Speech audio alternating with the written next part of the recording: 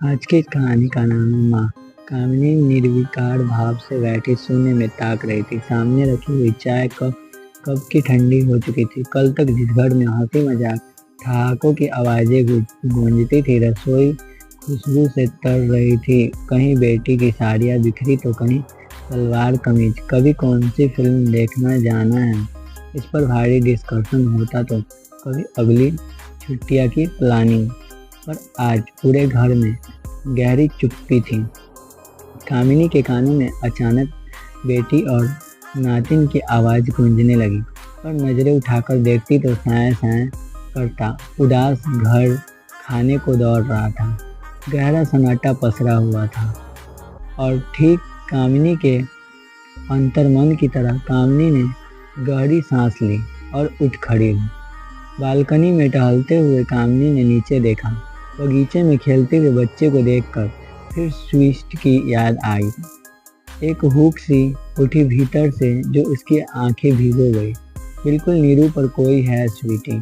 हाँ नीरू, मैं तो इतनी ही थी जब उसकी गोद में आई थी। वक्त पंख लगाए कैसे उड़ जाता है पता ही नहीं लगता।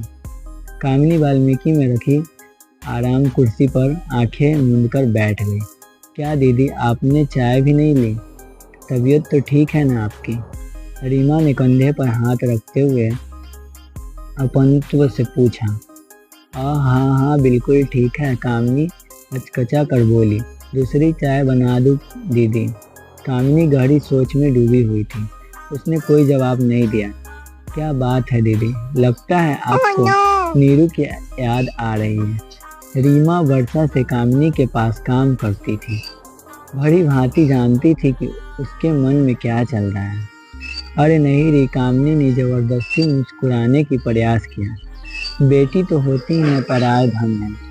मैं तो खुश हूँ, ऐसा योग्य दामाद और नातिन का सुख लिया है मेरे भाग्य में। मैं तो अगर दिया लेकर ढूंढती तब भी ऐसा दामाद न ढूंढ पाती। ये तो नीरू की किस्मत है कि उसे ऐसा होनहार, व्यवहार कुशल, नेक दिल जीवन साथी मिला है। चल थोड़ी सी कॉफ़ी बना दे। रीमा को कॉफ़ी का कहर कामिनी अपने बेडरूम में आ गई।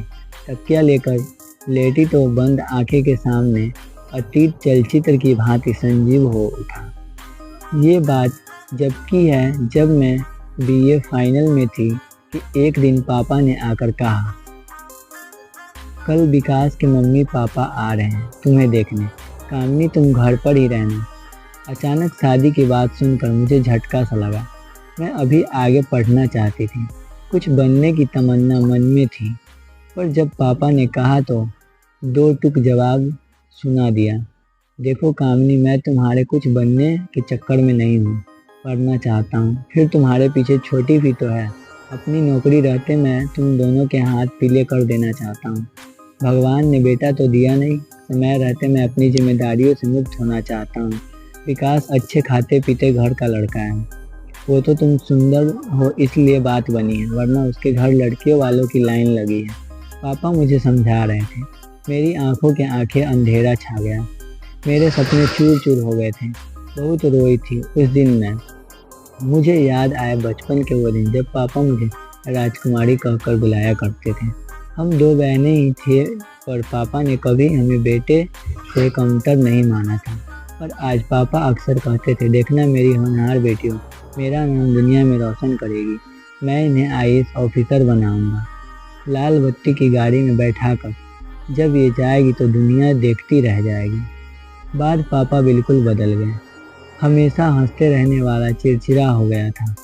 उन्हें अपनी जिम्मेदारियां से निवृत्त होने की भी बहुत जल्दी थी। उन्हें लगता कहीं मेरी भी असमय मौत हो गई तो शायद ये भय उन्हें डिप्रेशन का कारण बन गया और लील गया हमारे तमाम सपनों को। मैंने और छोटी बहन दामिनी ने बहुत कोशिश की, पर पापा का डिप्रेशन से बाहर नहीं निकल पाया। अब तो घर में वही होता जो पापा कह देते। जिस दिन विकास अपने मम्मी पापा के साथ मुझे देखने आए, उसी दिन मेरी और विकास की सगाई तय हो गई, और परीक्षा खत्म होते ही विवाह की सोचने समझने का मौका ही नहीं मिला। वैसे विकास मुझे भी पसंद आया। लंबा कंध और वर्ण और उसका शायराना अंदाज। अब मेरे सपने में था विकास, और सिर्फ विकास। मेरी पापा से सारी शिकायतें भी रफ़ा दफ़ा हो गई थी। मुझे विकास से इश्क हो गया था।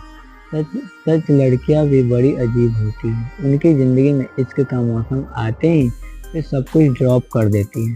सारे सपने, ख्वाहिशें, तमन्नाएं कर देती हैं। प्रेम के आई एम इन लव इस एक वाक्य के सहारे वे सब कुछ छोड़कर उस शख्स के साथ उड़ जाती है सपनों के रंगीन आसमान में, जिसे कल तक वे जानती तक नहीं थी। एक शख्स के मिलते ही नए सपने परावने चढ़ने लगते हैं। इंद्रधनुषी ख्वाहिशें नए सिरे से जिंदगी की फलसफा तय करने लगती है। पूरी दुनिया को उसी नज़र से देखने लगती है जिन आँखों में उसे खुद के लिए प्यार दिखाई देता है।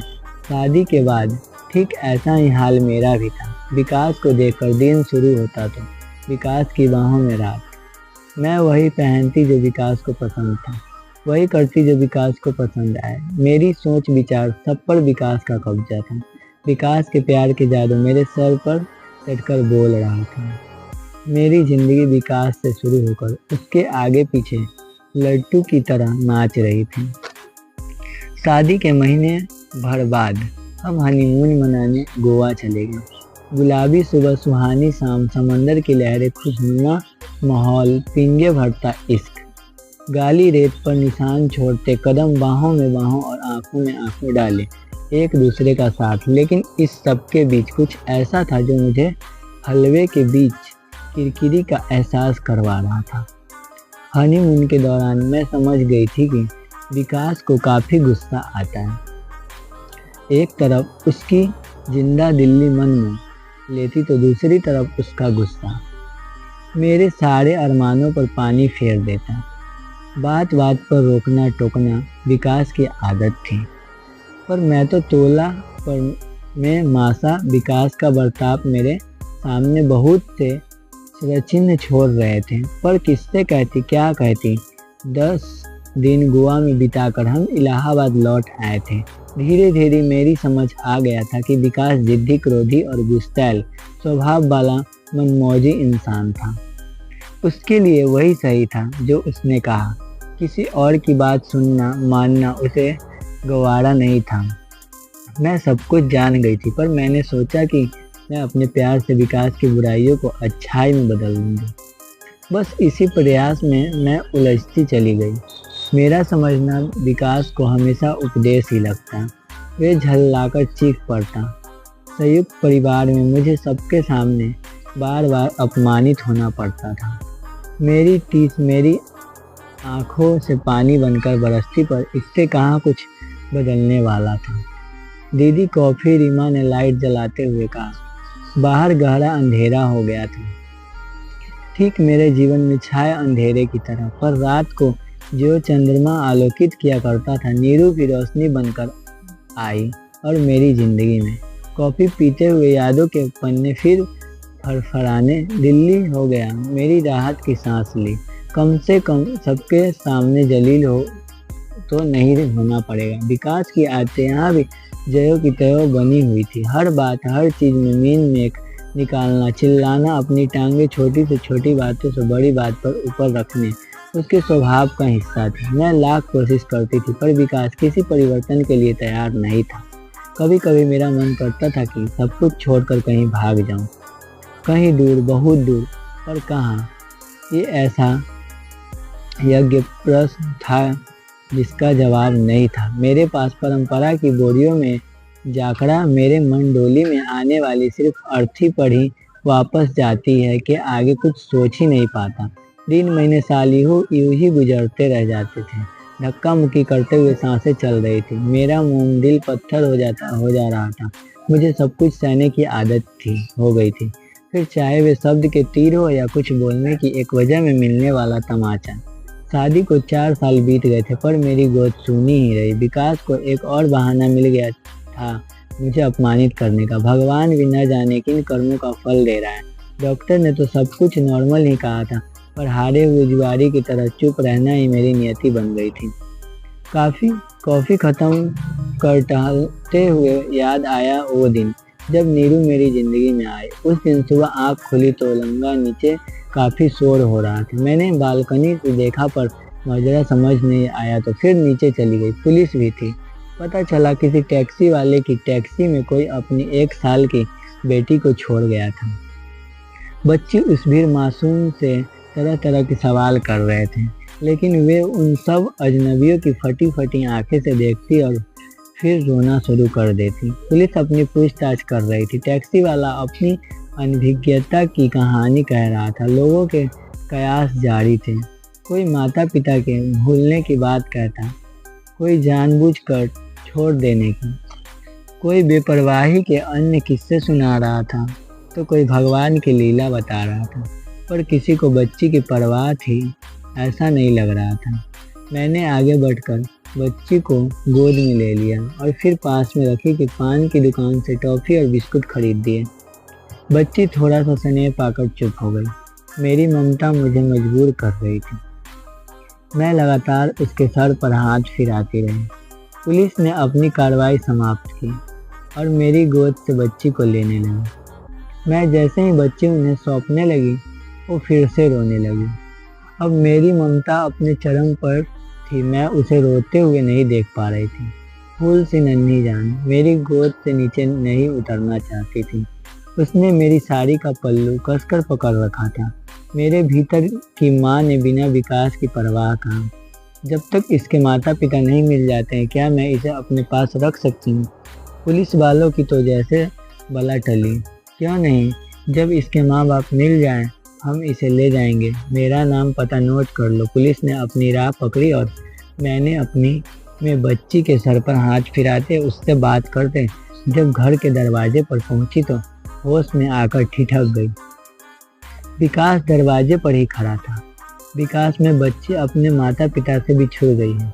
बुरी तरह रो रही थी।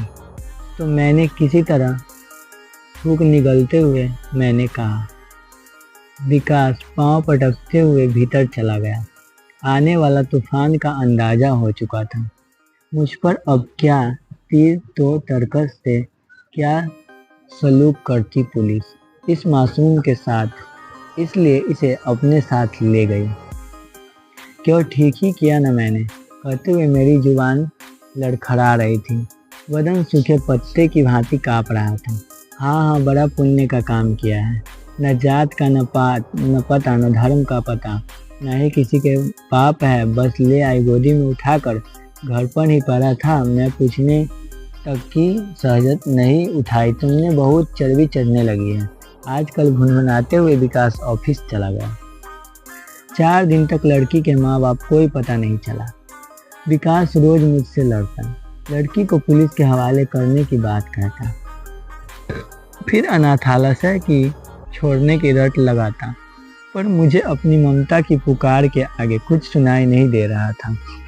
विकास की हर बात पर मैंने चुम्पी का ब्राह्मण शास्त्र रख दिया था।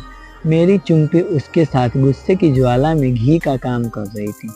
एक दिन मैंने हिम्मत करके विकास से पूछा, विकास क्यों ना हम इस बच्ची को हम गोद ले लें। प्लीज़ विकास, मना मत करना। बिछड़ गया था।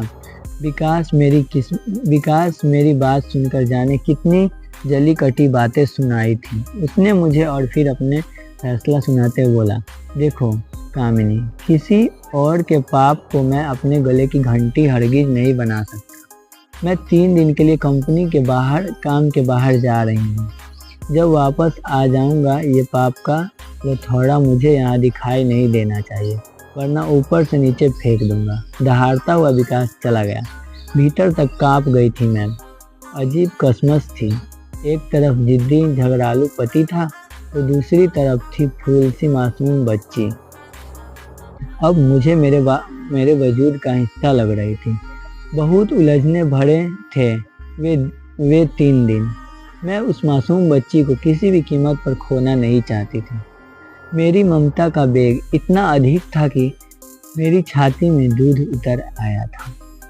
ना जाने किस भावावेश में मैं उसे दूध पिलाने लगी थी। भगवान ने मेरे लिए अनमोल तोहफा भेजा था।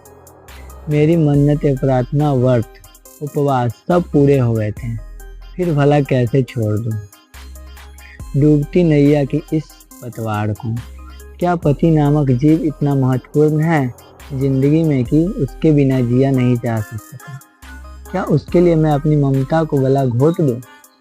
क्या मंगलसूत्र और सिंदूर की बोरियों में जकड़ी नारी का पति से अलग कोई व्यक्तित्व? क्या गुस्सैल पति की गालियां खाने से अच्छा ममता के समंदर में गोते लगाना नहीं है? ये प्रश्न लगातार मेरे आत्ममंथन कर रहे थे। प्रश्नों के चक्रव्यूह में उलझते निकलते 2 दिन बीत गए थे। अजनबी मासूम बच्ची और अपने पति विकास में से मुझे भी एक को चुनना था, वो भी विकास के लौटने से पहले। आखिर बहुत सोचने के बाद मैंने फैसला लिया कि मैं ना तो इसे पुलिस के हवाले करूंगी, ना ही इसे अनाथालय से भेजूंगी। पत्नी बनकर बहुत जी ली, अब माँ बनकर जीने की इच्छा और दृढ़ निश्चय ने मुझे जोश से भर दिया था। मैंने अपना सामान बांधा, जेवर और पैसे भी रख लिए। मैं जानती थी जब तक कोई संस्थाएं, इंतजाम और नौकरी नहीं मिलती, इन्हीं रुपयों से काम चलाना होगा। विकास के नाम मैंने एक छोटा सा खत छोड़ दिया। विकास, मैं जा रही हूँ, पत्नी बनकर जी ली। मुझे नहीं लगता तुम्हें मेरी कोई खास ज़रूरत होगी। आज इस मासूम को मेरी ज़रूरत है। तुम इसे अपना नहीं सकते और मुझे इसे छोड़ नहीं सकती, इसलिए जा रही हूँ। माँ बनकर जीना चाहती हूँ। तुम चाहो तो दूसरी शादी कर लेना। मैं कभी तुम्हारे पास लौटकर नहीं आऊँगी। मुझे जीने का मकसद मिल गया, मैं इसे खोना नहीं चाहती।